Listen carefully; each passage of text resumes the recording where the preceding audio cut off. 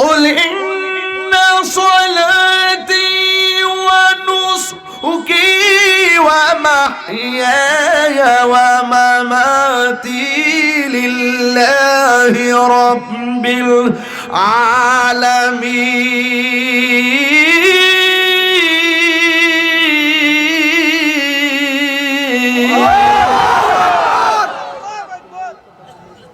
আমার জীবন কার জন্যে? আমার মরণ কার জন্যে? আমার নামাজ কার জন্যে? আমার কুরবানি কার জন্যে? একমাত্র আল্লাহর জন্যে। এই জন্য আমি বলছি নামাজ পড়ো রে, হুজুরি কলবে নামাজ পড়ো। যেই নামাজে নবী নাই রে, সেই নামাজ কেউ পড়ো না রে। নামাজেই নামাজের সরল পথে আনতে পারি। ঠিক না রে? ঠিক কি বুঝাইতাম রে বাজার নামাজের ওয়াজ। এই জন্য আমি আজকে ইবাদত দিয়ে ওয়াজ শুরু করছি। কষ্ট হচ্ছে আপনাদের? এই নামাজ দরকার আছে না নাই? এই জন্য আমি বলছি নামাজ পড়ি। নামাজের মধ্যে এমপিকে সালাম দিলে নামাজ হবে? মন্ত্রীকে সালাম দিলে, চেয়ারম্যানকে সালাম দিলেন, মেম্বারকে সালাম দিলেন, ওই কাউন্সিলরে সালাম দিলেন, হ্যাঁ কাউরে সালাম দিলে নামাজ হবে না। কিন্তু আমার নবীরে সালাম না দিলে নামাজ বাতিল হয়ে যায়। নামাজে সালাম নেই না আল্লাহ পাকে, নামাজে সালাম ওয়াজিব করলো নবীজিকে। সেই নবীকে ভালোবাসলে থাকবে সুখে, সেই নবীকে ভালোবাসলে থাকবে সুখে। স্বাদ মিটে না রোজা দেখে, রোজা দেখে, রোজা দেখে স্বাদ মিটে না রোজা দেখে, রোজা দেখে, রোজা দেখে। নবী দেখতে চাই কি চাই না?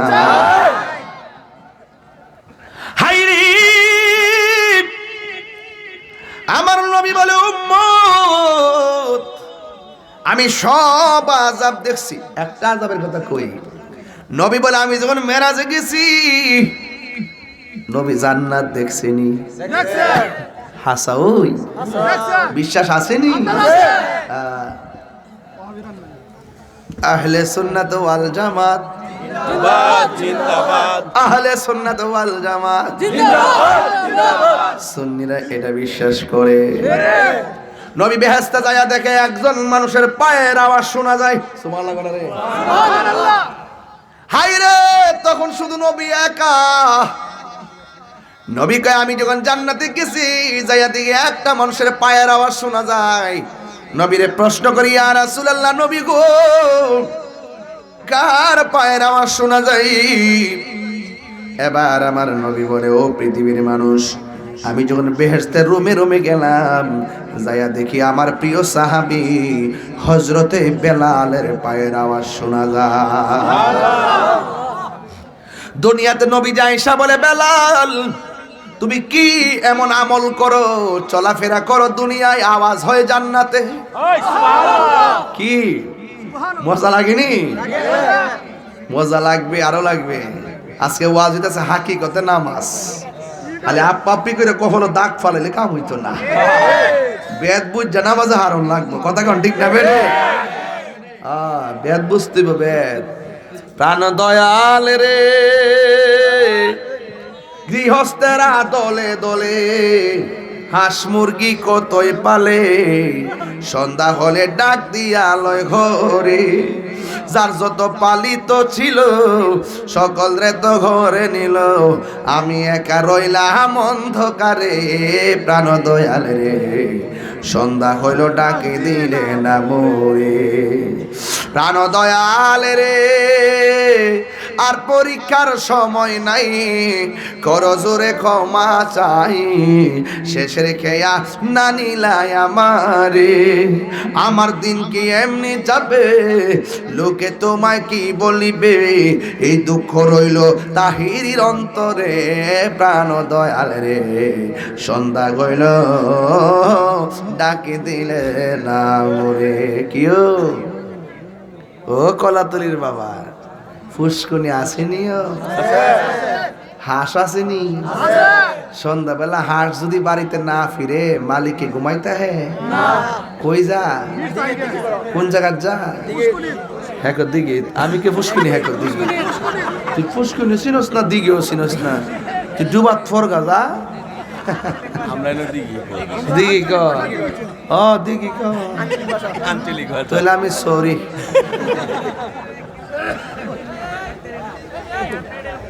আজকে জিকিরের বলি রে বলা মান্ডি রাখ বাবা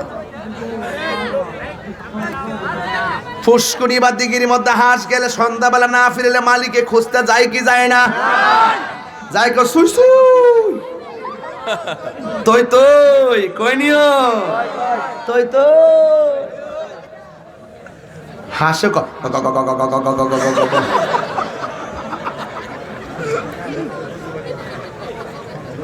হাঁসের মধ্যে হাঁসের প্রতি মালিকের মায়া আছে না নাই আল্লাহ কয় ও বান্দা আমি আল্লাহ তোরে বড় মায়া কইরা বানাইছি গুনাহ করছ পাহাড় পরিমাণ লা তাকনাতু মির রাহমাতিল্লাহ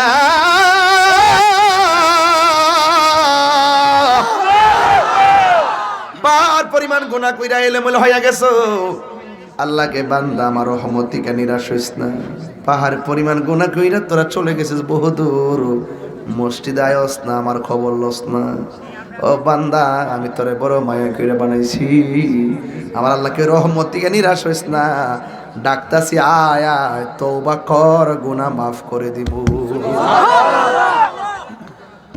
দুনিয়ার মালিকের হাসের প্রতি কত মায়া আল্লাহ কয় ও বান্দা ফি আইয়ি সূরাতি মাশা আর ওয়াক্কাবাক আল্লাহ কয় বান্দা রে আমি আল্লাহ তোর চেহারাটারে বড় সুন্দর করে বানাইছি নিজের হাত দিয়ে বানাইছি এত সুন্দর চেহারা আমার আল্লাহ কত মায়া করে জাননি বন্ধুরা রে আমার ও কলাতলের বাবা পাহাড় পরিমাণ গুনাহ করতে সময় লাগে কিন্তু আমার আল্লাহ ক্ষমা করতে একটা সেকেন্ডও লাগে না ঠিক কি না লাগে ও লাগে না আমার আল্লাহ ক্ষমা করতে সেকেন্ডও লাগে এই জন্য এই নামাজের দরকার আছে না নাই ও পৃথিবীর মানুষ এই জন্য আমি প্রায় মাহফিলের মধ্যে বলি আল্লাহ রাই তৈলে ডরাই রাতে পোহাইলে ডর বয়স কলি বইলা যায় দিন রাইতে তোমার বান্দা কলবে যেন পাই দিন রাইতে তোমার বান্দা কলবে যেন পাই আল্লাহ রাই তৈলে ডরাই রাতে পোহাইলে ডর বয়স কলি বইলা যায় আল্লাহ আমি সৃষ্টি তুমি স্রষ্টা আমার কি বা সাধ্য যখন তখন উইরা যাইতে কলা তলি বাধ্য ঠিক না আল্লাহ আমি সৃষ্টি তুমি স্রষ্টা আমার কি বা সাধ্য যখন তখন উইরা যাইতে এই তাহিরি বাধ্য সব ক্ষমতার প্রতিপাদ্য হর হামেশা গায় আল্লাহ রাই তৈলে ডরাই রাত পোহাইলে ডর বয়স কলি বইলা যায় দিনে রাইতে তোমার বান্দা কলবে যেন পায় আল্লাহ আকবার কোন তিনবার আল্লাহ আকবার আল্লাহ আকবার আমার আল্লাহর দয়া আছে না নাই ওই যুবক আমার নবী কয় মেরাজে যাইয়া অনেক আযাব দেখেছি তবে কবরের আযাব বড় ভয়ঙ্কর আমি দেখেছি কবরের ভিতরে সবচেয়ে বেশি তিনটা শাস্তি কবে কার জানেননি কয় বেনামাজির তাইলে ওই নামাজ আমরা চাই কি চাই না এক নম্বর শাস্তি হলো ডান পাশের মাটিগুলো এক প্রান্তে যাবে বাম পাশের মাটিগুলো আরেক প্রান্তে যাবে দুই পাশের মাটি তোমার এমন জোরে একটা চাপা মারবো রে একবার ডান পাশের হাড্ডিগুলো বাম পাশের হাড্ডির ভিতরে ঢুকে যাবে ও মা গো চিরদিন অন্ধকার কবরে 5টা কাপড় লইয়া পইরা থাকবা কেউ তোমার খবর নিবে না গো আম্মা এই জন্য আমরা সবাই নামাজের দরকার আছে না নাই এক নম্বর শাস্তি হলো ডান পাশের মাটিগুলো এক প্রান্তে যাবে, বাম পাশের মাটিগুলো আরেক প্রান্তে যাইয়া এমন জোরে তোমারে মাটি চাপা মারবো, একবারে ডান পাশের হাড্ডি বাম পাশের হাড্ডির ভিতরে ঢুকে যাবে, বাম পাশের হাড্ডি ডান হাতের ভিতরে ঢুকে যাবে। আর কবরের মানুষটা এমন জোরে একটা চিৎকার মারে কি আল্লাহ, আর পারি না গো, আর পারি না। ও বন্ধু, এই কথা বইলা বইলা কান্না করবে, কিন্তু একটা কথা মনে রাখবেন, কবরে গেলে আর ফিরে ঘরে আসার সুযোগ নাই। কথা কোন ঠিক কিনা? হ্যালো হ্যালো, এই মাইকের সাউন্ড করি না? ঠিক আছে, সাউন্ড ঠিক আছে। এই কোটা একটু কমাও, ভলিউমটা বাড়াই দাও। শুকরান, আল্লাহু আকবার। এই জন্য 2 নম্বর শাস্তি হলো কবরের মাটি তোমাকে এমন জোরে চাপা দিব,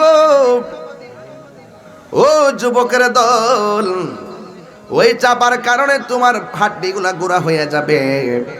আর আপনার আমার জন্য শুনেন, কবরের ভিতরে জাহান্নামের আগুনের তাপ দিয়ে দিবে, এই তাপ আপনি সহ্য করতে পারবেন না। ও বন্ধুরে, শুধুমাত্র তাই নয়, ওই কবরের ভিতরে বিচ্ছু ঢুকাইয়া দিবে। এই কবরের কষ্টের ভাগ পৃথিবীর কোনো মানুষ নিবে না। দুনিয়ার সন্তান টাকার ভাগের জন্য পাগল, কথা কোন ঠিক কিনা? দুনিয়ার মানুষ সম্পত্তির ভাগের জন্য পাগল, কিন্তু কবরের কষ্টের ভাগ কেউ নিবে না। এই কবরে যাওয়ার আগে নামাজের দরকার আছে না? না, কার কার দরকার আছে 2 হাত তুলে দেখে।